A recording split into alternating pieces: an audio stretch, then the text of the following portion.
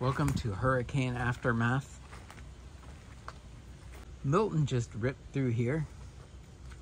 You can see that power line down there. I won't walk down there right now, but you can see the power line. And you can see that tree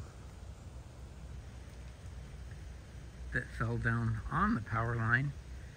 So those people down there have no power right now. This is the St. Johns River.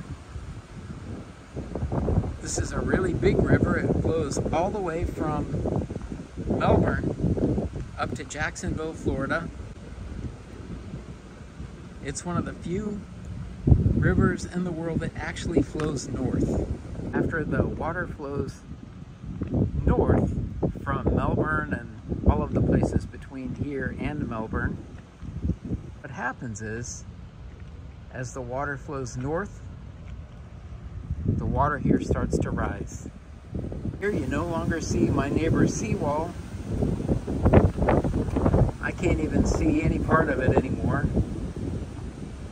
The water has really come up a lot over the past, so you can look.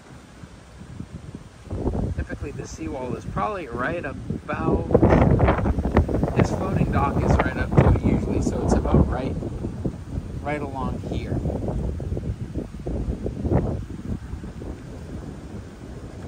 First dock here is about underwater. So here you can see the water pouring from up there into the storm drain here. And all this water is flowing into the river. What happens when this storm drain fills up, when the river gets to a certain height level, well, the water starts filling up the street. And you can see it's coming in at a pretty good pace here. Since Milton was such a huge storm, you can see they've put height poles here so they can track how high the water gets in the street. This is a wetland area, and it is usually sunken down and dry. There might be little patches of water here, but you can see that this is full of water now, almost level with the street.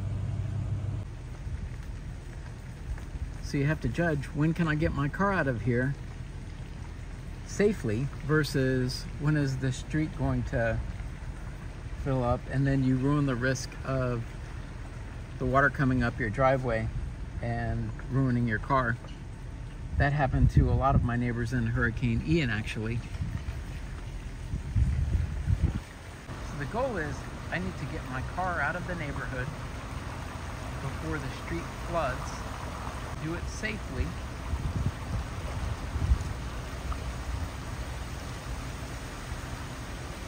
This is the deepest spot right here, it looks like.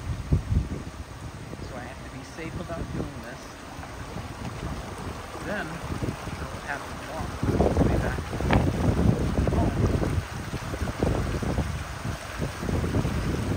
Then when the street floods, the only way to get out of the neighborhood is with a small boat or a kayak.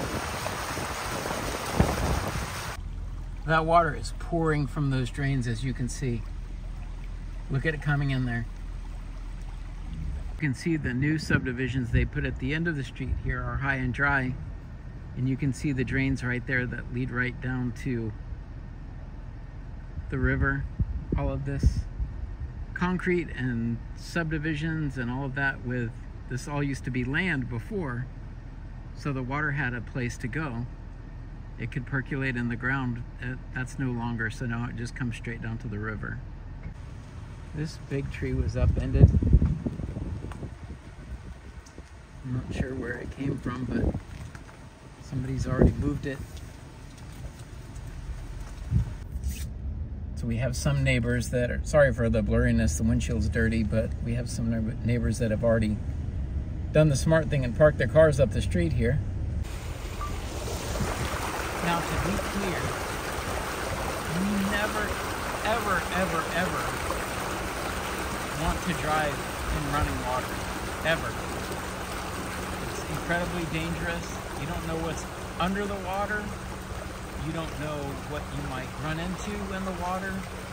The only reason I'm doing this is because minutes ago I drove through here in the truck and ascertained that it was going to be okay for me to get this little car out of here, which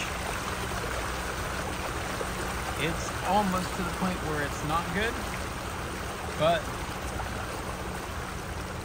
this is, I feel like this was my one and only chance.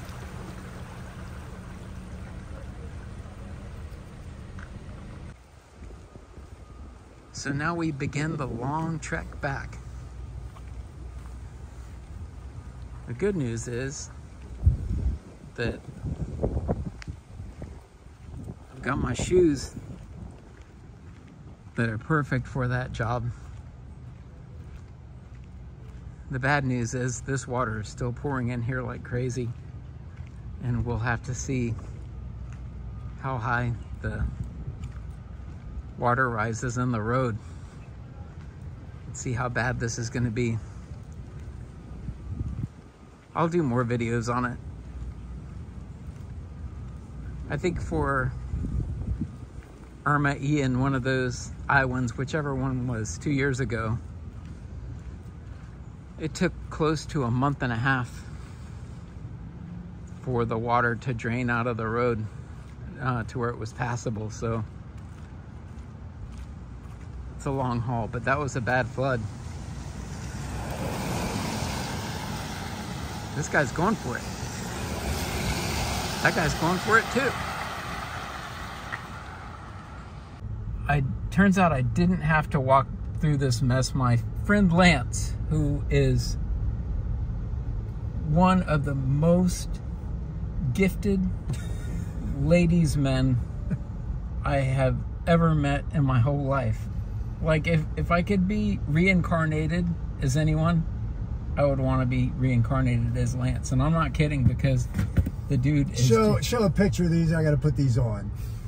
I got to put these on. Yeah. Anyways, so Lance was good enough to give me a ride down here. And in his fancy car, whatever this thing is, it's a Rivian. I've never heard of it, but man, it is awesome. Anyways, that's the story.